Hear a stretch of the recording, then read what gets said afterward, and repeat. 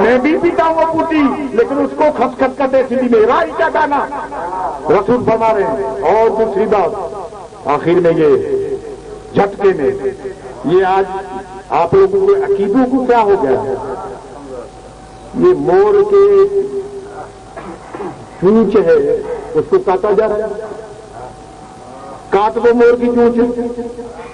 قرآن میں تو نجس کی بھی بات ہے، پرندے نجس بھی ہے، خنزیر کی بات ہے، ہم نہیں کرتے، لیکن بات سن، تشبیہ کہا ہے، آج تم بھلے چونچ کاٹتے، کل کو یہ نہیں ہو تیری بھی چونچ کوئی کاٹ دے۔ سن میرے پاس دلیل ہے میرے پاس، میں بغیر دلیل کے کبھی بات نہیں کرتا، میں ملک ہوں، جاہل بندہ نہیں، میں مولوی نہیں ہوں کہ کل سے کوئی میرے سے اٹھ کے سوال کرے اور میں جواب نہیں دے سکوں۔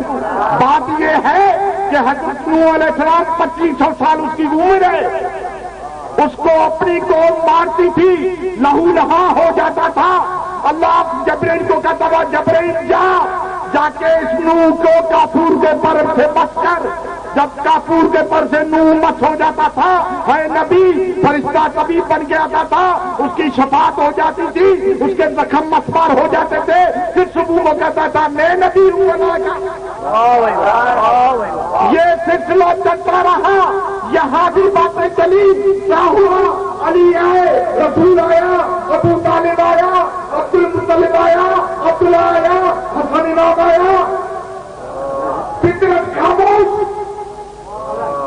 جب حسین آیا تو فطرت نے دیکھا کپارے جا رہی ہے فرشتوں کی، بلایا ان کو، جبرائیل کہاں جا رہے ہو، رسول کو مبارک دینے کیوں، بولا حسین آیا ہے، مجھے بھی لے چلو، مجھے بھی لے چلو۔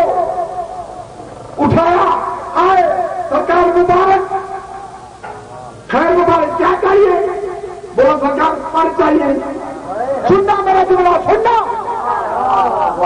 پر چاہیے مجھے۔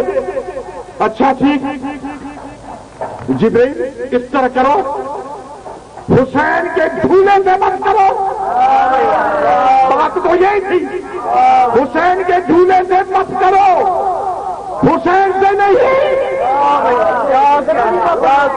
جھولا بنا ہوا ہے لکڑی کا، اور حضرت عباس کا عالم بھی بنا ہوا ہے لکڑی کا، تو اس کی چونچ کاٹنا ہے، کسی کی پرندی بھی جو بنے ہوئے ہیں۔ یہاں فطرت ہے، فرشتہ ہے، مس کیا جا رہا حسین کے جھولے سے، وہ حسین کا جھولا، یہ عباس کا عالم۔ اچھا کیا ہوا، لکڑی جیسے ہی مس کیا حسین کے جھولے کے ساتھ فطرت کو پر مل گئے، حسین کا جھولا کون بنا، شفاعت دے رہا ہے حسین کا جھولا فرشتے کو، اور فرشتہ شفاعت دے رہا ہے نبی کو۔ میں سوال کرتا ہوں افضل کو، نبی افضل یا حسین کا جھولا افضل ہے؟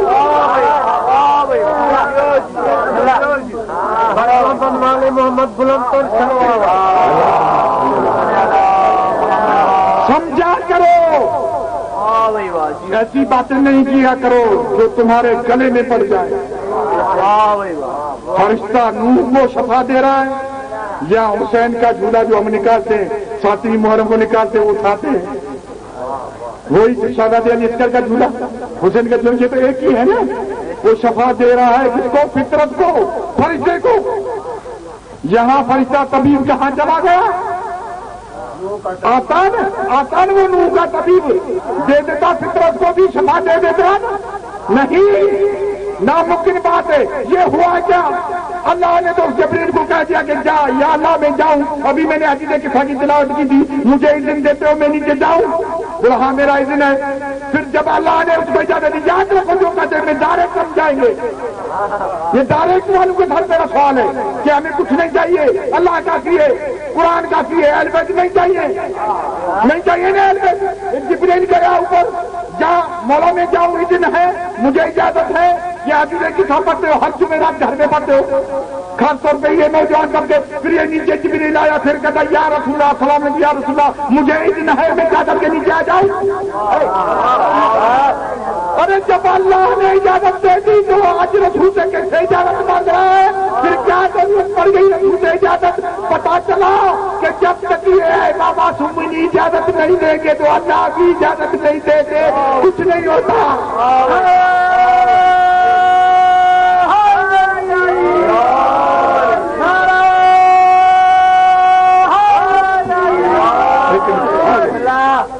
آگے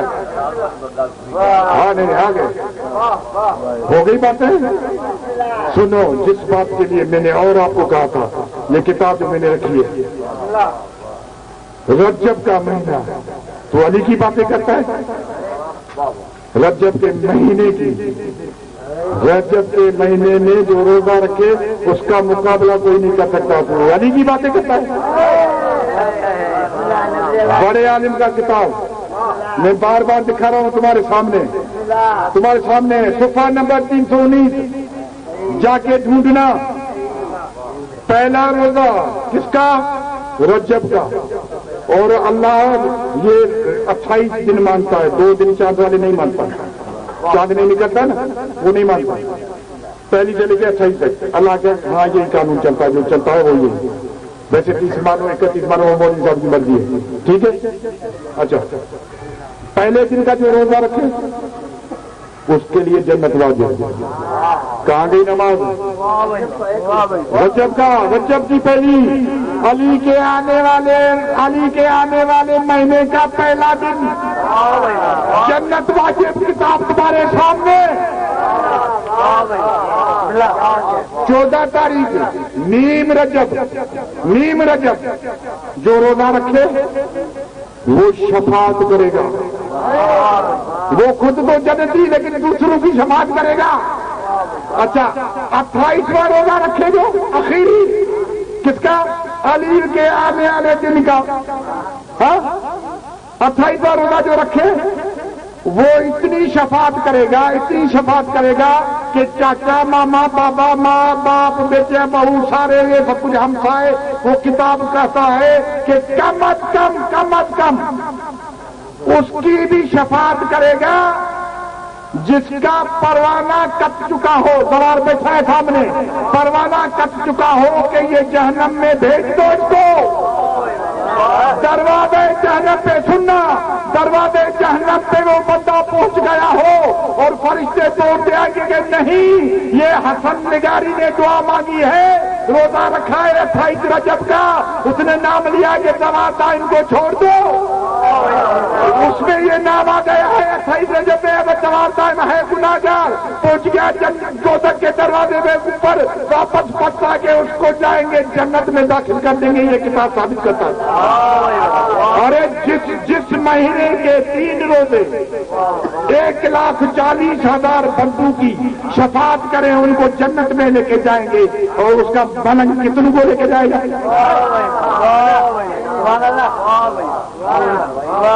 آ گئی بات سمجھ میں؟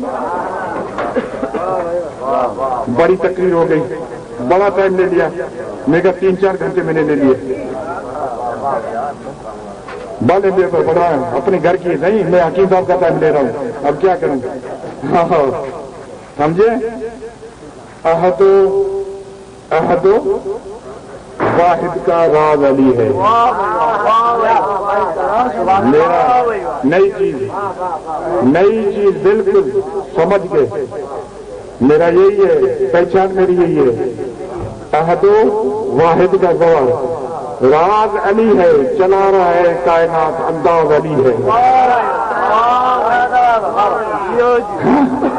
یا کہو کہ علی جیسے نہیں چلا رہا ہے، وہاں بھی بھونکتے تھے لوگ، یہاں بھی ہے کچھ نہ کچھ، ہاں لیکن کیا ہے، میرا جملہ نہیں سمجھا، چلا رہا ہے کائنات، انداز علی ہے، گوادیما سے میری طرف انداز علی ہے، زوار خود تو چھپ گیا، چھپایا کس نے؟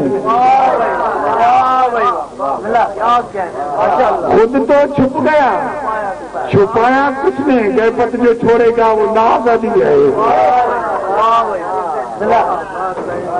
ہاں، عبادتیں بیکار ہیں علی کے بغیر۔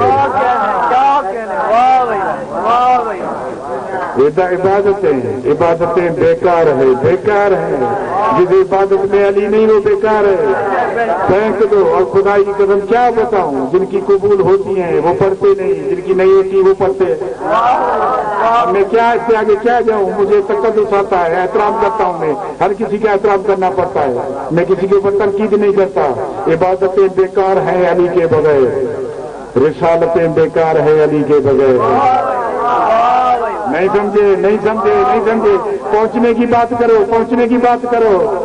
یہ دین کامل تھا نہیں تھا نا، ابھی پڑ گیا میرا بھائی، یہ غدیر میں نہیں اعلان ہوتا تو کہا سب کچھ ختم، ابھی تک بات سمجھ میں نہیں آتی۔